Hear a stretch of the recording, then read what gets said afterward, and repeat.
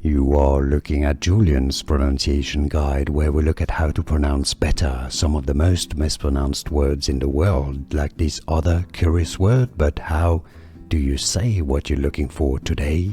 Let's learn once and for all how to pronounce the name of this Italian luxury house. If you want to learn more brands of fashion, clothing, luxury that too many people get wrong, make sure to stay tuned. I'll have them all here on the channel. I'll link to them at the end of the video. The Italian pronunciation here is Bruno, Magli, Magli.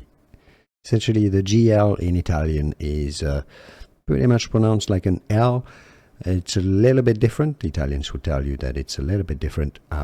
Not exactly just like an L, but essentially to an English speaker, it sounds like an L. So you can simply say Bruno Magli, not Magli, Magli. Italian pronunciation, Bruno Magli.